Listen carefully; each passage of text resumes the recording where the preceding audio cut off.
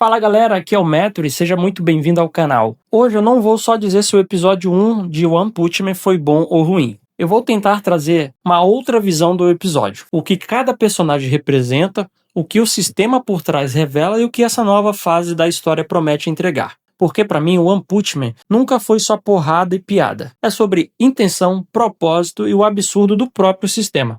Sem enrolação, bora pro vídeo. O primeiro episódio recomeça logo após a captura do Garou nos últimos episódios da segunda temporada. Ele é levado ao covil da Associação dos Monstros. Enquanto isso, a Associação dos Heróis entra em crise com o sequestro do filho Narink, um dos grandes patrocinadores da associação. Aqui temos a cena dos executivos em uma reunião discutindo o que fazer com os monstros e como agir com os heróis. Essa cena é essencial porque mostra que os heróis não agem no vazio. Eles operam dentro de um interesse, pressão e política. Não se trata apenas de quem é mais forte, mas de quem tem realmente o poder, e nesse caso são os executivos. E sim, há uma economia visual no episódio. Eu sei que tem muita gente criticando a falta de fluidez desse episódio, mas eu acredito que isso seja uma escolha consciente, devido ao orçamento do anime. Guardar energia para gastar nos momentos em que a animação precisa brilhar.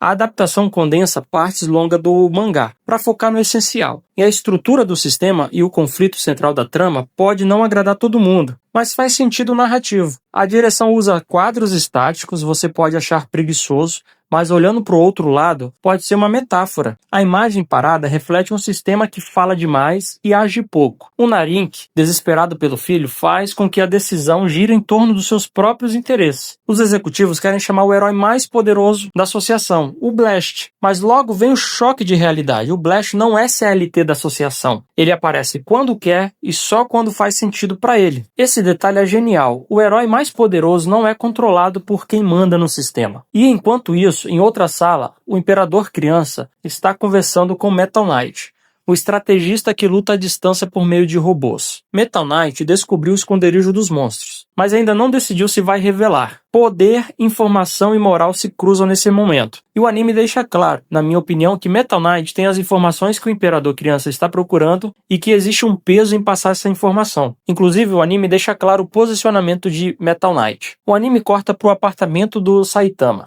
O tom aqui muda completamente. É o respiro da trama. King na área, Saitama jogando, Genos quebrado tentando se consertar, Silverfang e Bomb reclamando das dores e o caos de sempre reinando. E nesse momento temos Fubuki achando que vai educar o Saitama. E quando entra no apartamento de Saitama, dá de cara com meio conselho de classe S reunidos. A cena é engraçada, tem muita gente que não gostou, mas revela uma verdade profunda. O homem mais poderoso do mundo é o mais comum. E no meio dessa confusão vem a situação que muda tudo. Saitama decide ir atrás do Garou. Saitama é um herói que não age por ego. Ele age por instinto e propósito de encontrar algo que o empolgue. E uma coisa é certa, sempre que Saitama se move por vontade, o mundo se move junto. No subterrâneo, o clima é opressor. Jiro Jiro, o cérebro manipulador, comanda a cena. E junto com ele está Orochi, o rei dos monstros. Uma presença que impõe respeito só pelo silêncio. O Garou observa enquanto um grupo de humanos capturados é trazido por Deus Máquina G5. A Dominatrix subjuga os prisioneiros. E Jiro Jiro propõe que Garou se torne um dos líderes da associação. Mas Orochi impõe sua condição. Quer liderar?